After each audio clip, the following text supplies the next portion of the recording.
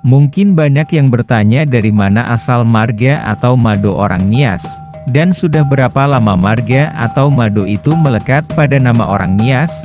Oleh karena itu saya mencoba mencari data dan fakta mengenai asal-usul mado atau marga orang Nias tersebut. Berikut data dan fakta tentang mado atau marga orang Nias dari berbagai sumber yang saya temukan. Namun sebelum kita melanjutkan pembahasan ini, jangan lupa like dan subscribe channel Rufus Bull. Mado adalah bahasa Nias yang berarti marga bila diartikan dalam bahasa Indonesia.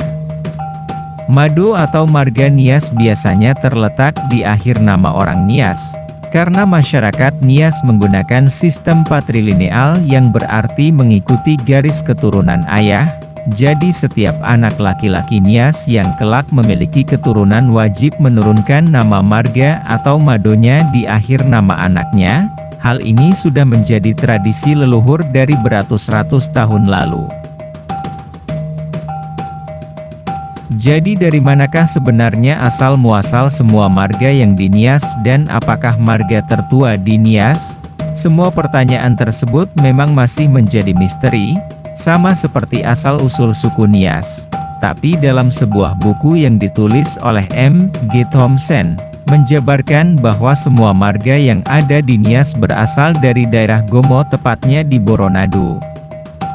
Dari buku yang ditulis M. G. Thomson menjabarkan bahwa nenek moyang masyarakat Gunung Sitoli adalah keturunan orang desa Boronadu yang bernama Lase. Dan nenek moyang orang Teluk Dalam juga berasal dari Boronadu yang bernama Sadawamolo. M. G. Thomson dalam bukunya juga menjelaskan bahwa perpindahan marga-marga besar dari Boronadu ke tempat-tempat lain berlangsung sekitar 26-40 generasi yang lalu.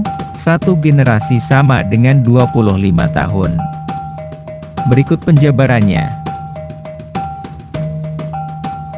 Telombanua bersama klansnya pindah dari Boronadu sekitar 40 generasi yang lalu. Laya bersama klansnya pindah dari Boronadu sekitar 38 generasi yang lalu. Ndururu bersama klansnya pindah dari Boronadu sekitar 36 generasi yang lalu. Zebua bersama klansnya pindah dari Boronadu sekitar 38 generasi yang lalu. Hulu bersama klansnya pindah dari Boronadu sekitar 26 generasi yang lalu. Sayangnya dalam buku M. G. Thomson tidak dijelaskan secara rinci ke daerah mana semua marga tersebut berpindah. Sejak penyebaran tersebut terjadi, marga-marga besar di Nias mulai terbentuk. Hal ini membuat munculnya bibit-bibit persaingan dan permusuhan antar marga yang di Nias. Bagi orang desa Boronadu, orang-orang yang meninggalkan Boronadu dianggap sebagai orang yang tidak menghormati adat dan leluhurnya, meskipun alasan perpindahan mereka sebenarnya karena faktor mencari sumber kehidupan yang lebih layak di daerah yang lebih makmur karena Boronadu memang terpencil. Titik puncak persaingan dan permusuhan antar marga di Nias terjadi ketika upacara Oasa, pesta besar yang berlangsung 3 hari 3 malam dengan mengorbankan ratusan babi, yang dilaksanakan oleh Awuha. Dalam upacara Oasa tersebut, Awuha mencetuskan tradisi Mangani Binu, mencari tumbal. Tradisi tersebut adalah simbol identitas dan kebanggaan orang Nias.